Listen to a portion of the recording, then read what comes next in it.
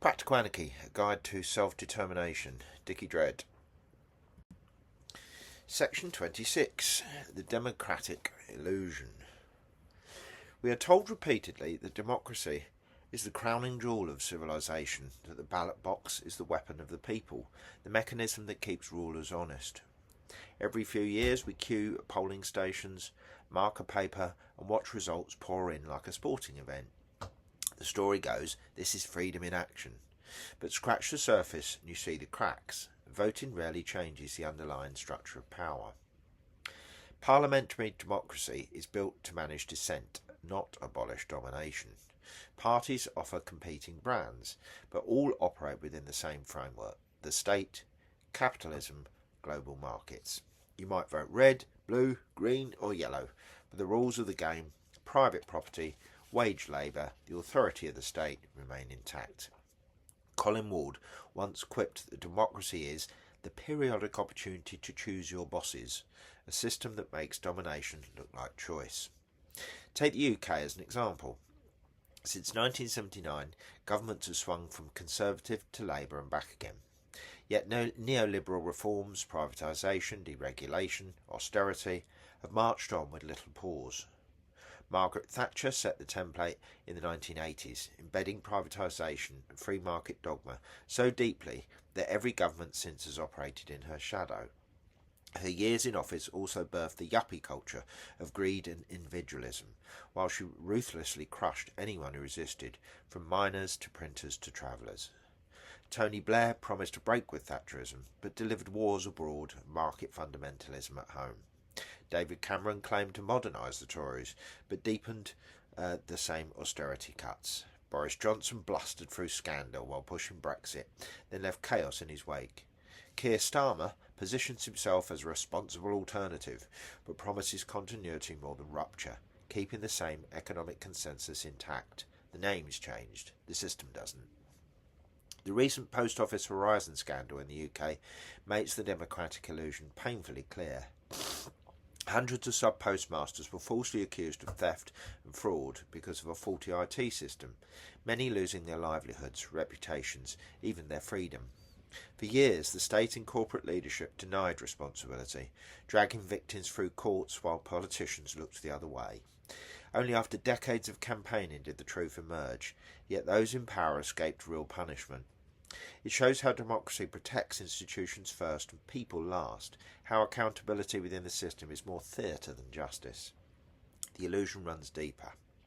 Elections don't just fail to dismantle hierarchy, they legitimise it. By voting, we're told we've had our say. When policies fail, when inequality deepens, when wars are launched in our name, we're reminded that we chose this, or at least that the people did. Responsibility is blurred, domination renewed. Some argue that if you do not vote, you have no right to complain. Anarchists turn this on its head. By voting, you give legitimacy to rulers who will dominate you regardless. The system thrives on equating a tick in a box with genuine participation. Uses the ritual of elections to silence dissent by saying you already had your choice, to influence events. But whether you voted for them or not, the same government will enforce borders, police, taxes, prisons and wars. Real choice is absent. The ballot decides who manages domination, not whether domination should exist or not. Refusing to vote is not apathy, but a refusal of consent. It is saying, this game is rigged and I will not play. To abstain can be an act of resistance, denying the ruling class the appearance of universal agreement.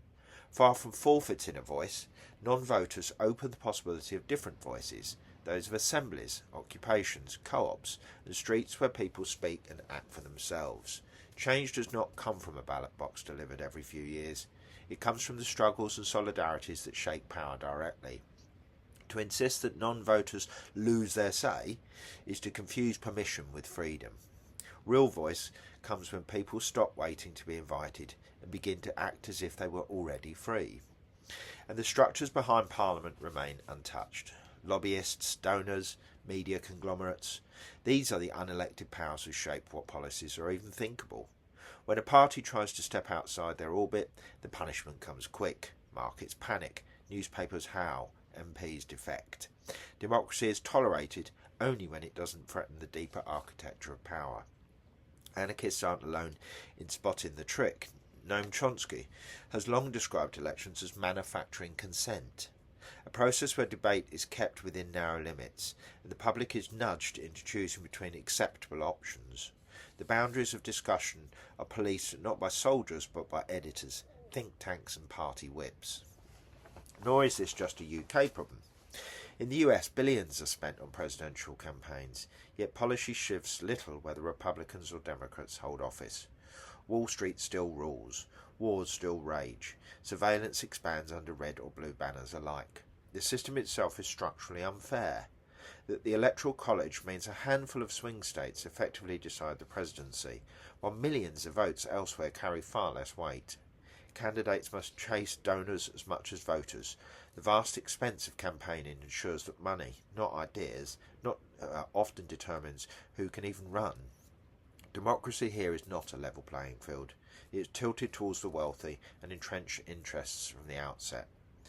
Some argue that Europe's proportional representation systems provide a fair alternative, giving smaller parties a chance at seats and preventing the wild distortions of first past the post or the US Electoral College.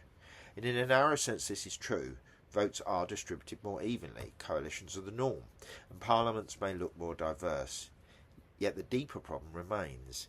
No matter how proportional the system, elections still channel dissent into a framework that leaves state power intact.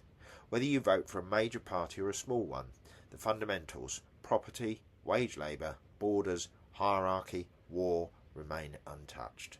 Proportionality may polish the surface, but it does not break the democratic illusion. In Europe, referendums are rerun when voters get the wrong result. Across the world, democracy serves as a mask, a ritual that hides the machinery of the state and gives it a gloss of legitimacy. For anarchists, this is the core of the democratic illusion. Voting doesn't challenge the state, it strengthens it. Real power lies in communities organising themselves, in assemblies, in mutual aid networks, in direct action. The problem isn't just that politicians lie or break promises, it's that the very structure of parliamentary democracy channels hope into a dead end. As Emma Goldman famously quipped, if voting changed anything, they'd make it illegal. And this illusion does more than legitimise the state. It also shields the deeper alliance between government and wealth. The spectacle of elections distracts from the fact that policy is set not in polling booths, but in boardrooms and global markets. To see democracy's limits clearly is to glimpse the real machinery of power, the tight embrace between state and capital, the subject of the next section. The state and capitalism, power and profit entwined. If the state is the skeleton of domination, capitalism is the flesh that makes it move. Governments do not float above the economy, they are wired into it. Taxes, subsidies, bailouts, privatisations, these are the everyday ways states feed capital, and capital props up states. One provides the police, courts and armies, the other provides the money, jobs and media reach. Together they form what is often called the system. From the very beginning, capitalism needed states. The English enclosures, fencing off common land to turn it into private profit, were only possible because the state provided sheriffs, soldiers and legal backing. Colonial expansion was not the work of entrepreneurs alone, but of navies and armies paid for by taxpayers. The East India Company became the largest corporation in the world only because it had the backing of the British Crown. The slave trade was a state corporate partnership par excellence. Merchants made fortunes whilst governments issued charters, regulated shipping routes and quelled revolts. Profit and power grew together. In the present, the fusion is no less obvious. Multinational corporations use global structures, the World Trade Organization, the International Monetary Fund, IMF, and World Bank, to secure favourable conditions, backed by political muscle of states. IMF structural adjustment programs in the 1980s and 90s forced countries in Africa, Asia and Latin America to slash welfare, privatise industries and open markets, enriching foreign investors while impoverishing local populations. Greece, after the 2008 crash, was forced into brutal austerity measures dictated by the European Central Bank and IMF. Policies that protected banks but devastated ordinary people. Banks are the most blatant illustration of this marriage. When the financial system crashed in 2008, it was not bankers who paid the price. Governments poured trillions into rescuing failing banks. In the UK, RBS and Lloyds were effectively nationalised, whilst in the US, the Troubled Asset Relief Programme funneled $700 billion into Wall Street. Ordinary people footed the bill through austerity, cuts and foreclosures. Bankers, meanwhile, carried on collecting bonuses. The message was clear. The state exists not to protect the many, but to safeguard the profits of the few. The revolving door makes the partnership explicit. Former UK Chancellor George Osborne took a highly paid job with BlackRock, the world's largest asset manager, soon after leaving office. In the US, figures like Henry Paulson moved from running Goldman Sachs to running the Treasury and back into finance. Decisions are made in the interests of capital, not communities.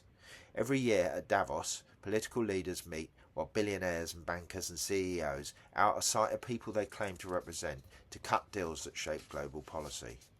Corporations wield their power with impunity. Amazon paid just £10.8 million in UK corporation tax in 2020, despite sales of more than £13 billion, thanks to complex offshore structures. In the US, companies like ExxonMobil have received billions of dollars in subsidies while spending millions on climate denial, ensuring that fossil fuel profits keep flowing even as the planet burns. In the UK, energy companies like Centrica and BP report record profits in the middle of a cost of living crisis as households struggle to heat their homes. It is not just corporations but entire classes of wealth. In the US, the Supreme Court's Citizens United ruling in 2010 gave corporations and wealthy individuals almost unlimited ability to fund political campaigns. The Koch brothers poured hundreds of billions of dollars into lobbying, while think tanks and Republican candidates shaping policy on everything from climate to healthcare. In the UK, hedge fund managers bankroll Conservative campaigns, then benefit from deregulation that allows them to continue profiting from financial speculation. Philanthropy becomes another weapon. Billionaires like Bill Gates and Elon Musk set global agendas through charitable foundations, all while dodging taxes and protecting their empires. The Global South shows how brutal this alliance can be. In Nigeria, Shell and other oil companies operated with military backing, displacing communities, devastating ecosystems and fueling conflict in the Niger Delta. When writer and activist Ken Saro-Wiwa and 8 Ogoni colleagues protested against Shell's destruction, they were executed by Nigeria's military regime in 1995, with Shell accused of complicity. In Latin America, mining giants such as Glencore and Vale extracted vast wealth with the support of local states, leaving behind poisoned rivers and broken communities. When indigenous groups resist, they face militarisation, criminalisation and even assassination. Here, the state-capital fusion is naked. Governments provide the guns, corporations take the profit. This entwining of power and profit is not accidental. It is the logic of the system. As anarchists have long argued, capitalism without the state could not survive, and the state without capitalism would lack its driving fuel. The two reinforce one another, ensuring that wealth concentrates upwards while control trickles down. To speak of freedom while ignoring this partnership is to miss the point. Governments and the wealthy are two halves of the same machine. Case study: the Anarchist Cookbook. First published in 1971 by William Powell, the Anarchist Cookbook quickly became one of the most misunderstood texts associated with anarchism. Written during the Vietnam War and the counterculture upheavals of the time, mixed genuine protest anger with dangerous and unreliable recipes for explosives, drugs and sabotage. Governments and media soon used it as proof that anarchism equals violence, while ignoring the thousands of non-violent anarchists' works on mutual aid, cooperation and education. Powell himself later disowned the book, admitting it was a product of youthful rage and misinformation. The real tragedy is how the title's notoriety continues to eclipse the philosophy it claimed to represent.